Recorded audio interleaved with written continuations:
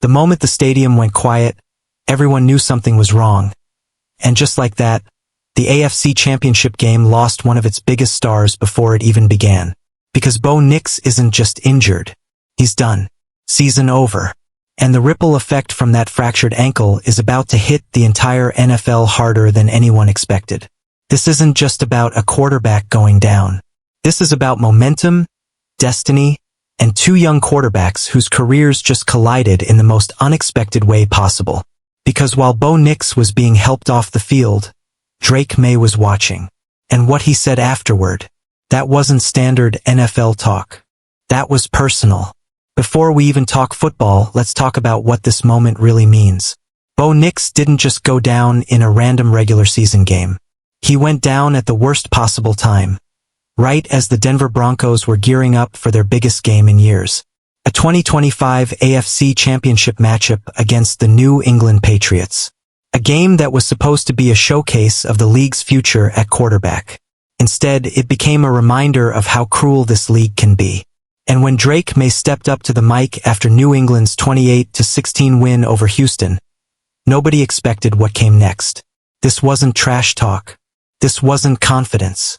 This wasn't bulletin board material. This was raw respect.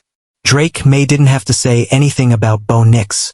He could have focused on the Patriots, on the Super Bowl being one win away, on his own rise. But instead, he paused. And then he went there. He talked about training with Bo before the draft. About knowing his family. About knowing his wife.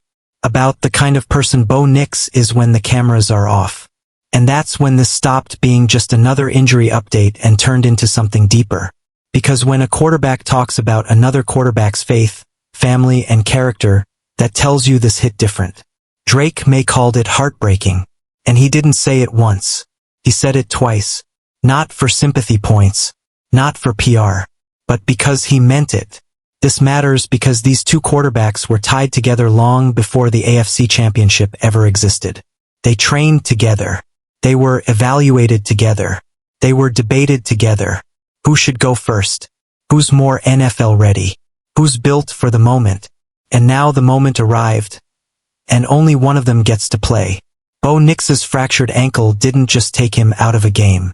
It took away his chance to define a postseason run. It took away Denver's original game plan. It took away one of the most exciting quarterback matchups the NFL could have asked for.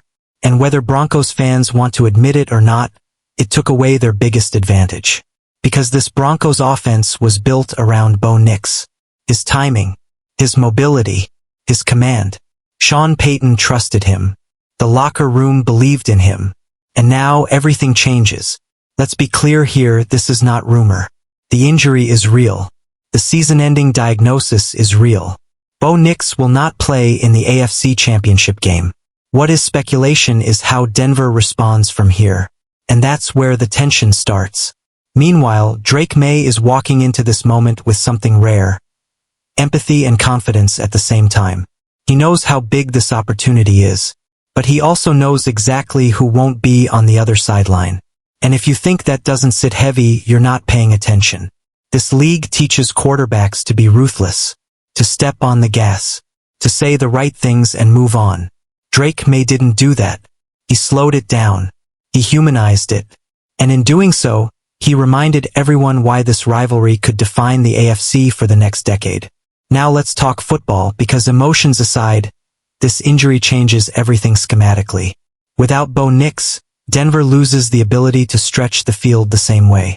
They lose improvisation. They lose tempo control. And against a Patriots defense that thrives on confusion and pressure, that's a dangerous recipe. New England now gets to prepare for a different quarterback. A different rhythm. A different voice in the huddle. And that matters in a championship game more than casual fans realize. Drake Maye knows this too. That's why he added one final line that most people glossed over. He said Denver still has a great team. And he's right. This Broncos roster didn't disappear overnight. But leadership at quarterback in January is everything. And now, Denver has to find that leadership in the hardest environment possible. What makes this moment even heavier is how young both quarterbacks are. This wasn't a veteran nearing retirement going down. This was a rising star. Player still writing his story. And that's why Maye's words hit so hard. This wasn't a rivalry built on hatred. It was built on respect. And now fate stepped in. There's also a bigger narrative forming here, one that fans are already debating.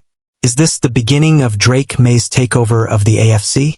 Or is this just the first chapter in a long war between two quarterbacks who will meet again when it matters most? Because let's be honest, Bo Nix isn't done. Drake Maye said it himself. He'll bounce back. And that's not coach speak. That's reality. Quarterbacks recover.